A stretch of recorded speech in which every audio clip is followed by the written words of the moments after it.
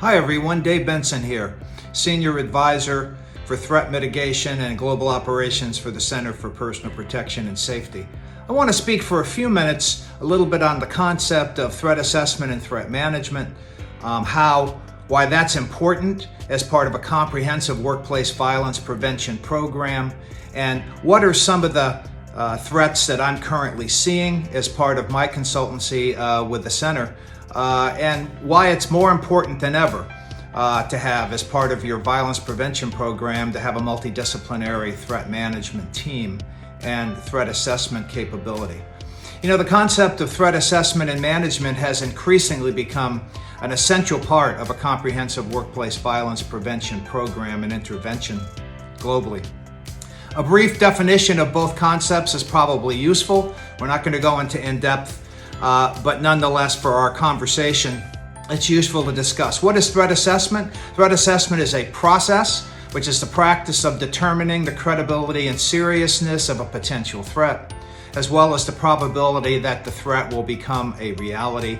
It's very much information-driven, which is why it's a key component of a violence prevention program. If people see something, they need to say something, they report it within the organization. The organization passes that to a multidisciplinary threat assessment or threat management team, if they're fortunate enough to have one, so they can determine the credibility of the threat and then finally determine what appropriate intervention that might be. So when I keep talking about threat assessment or threat management teams, they can be called by a number of different names, but in reality it should be a multidisciplinary group which convenes on a recurring basis for the purpose of assessing potential threats, both internal and external, and developing and implementing intervention strategies to either avoid, which is the goal, mitigate, or resolve potentially violent incidents through an organization. And it's evolved over time to be a very important part of a workplace violence prevention organization. Relevant authorities, the American National Standards on Workplace Violence Prevention from 2011, as well as the International Standard, recently published in 2020, and the OSha instructions state that organizations should have threat management teams and that the team should include individuals from a minimum human resources, security, legal. The team should include individuals who also possess requisite experience, training, judgment, authority, and temperament, and the credibility within the organization to carry out these duties. That is usually the result of specific threat assessment, threat management team training, which we routinely provide here at the center, and I am the administrator of that program. So in terms of how threats have changed or evolved, I get asked that question a lot, from pre-pandemic, during the pandemic, and sadly it looks like we're not on our way out of the pandemic yet.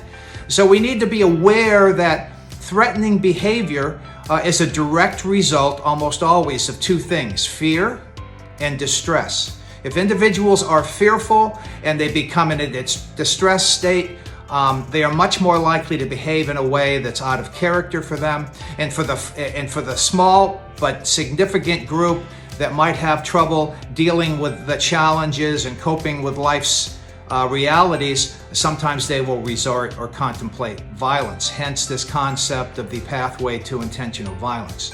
So one of the things we've seen over the pandemic period is it kind of corresponds with what's happening in our world. So more people than ever are working from home, working in a virtual environment. That has put an added strain on the potential for domestic and intimate partner violence.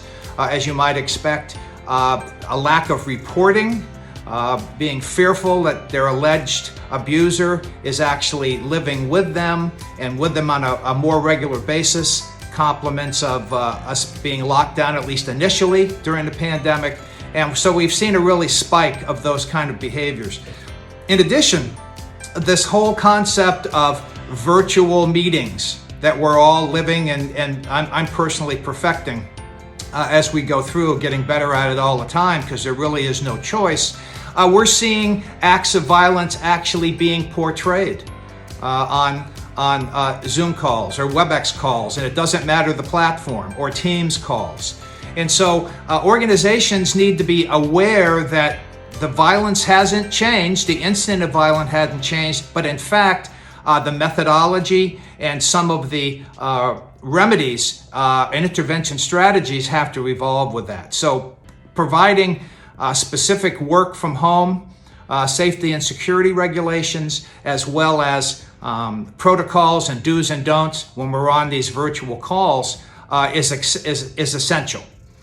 Finally, when does a concern turn into a threat? Well, not all concerns become threats. Likewise, not all threats become a viable threat. And so the sharing of the information within your violence prevention program, being able to assess, has there been a change in someone's behavior over time? Is it beginning to manifest itself in an inappropriate and uncomfortable way? And what is the likelihood that that individual will translate their concerns or grievances from thoughts to actual violent behavior? And so that's why behavioral threat assessment and a comprehensive violence prevention program is as important as it ever is. So the threats haven't gone away. We just have to become more nimble and agile on what they look for. If you want any more questions about the CPPS threat assessment training or the Threat Management Advisory Team Retainer Program, reach out to CPPS and we'll be happy to talk to you more.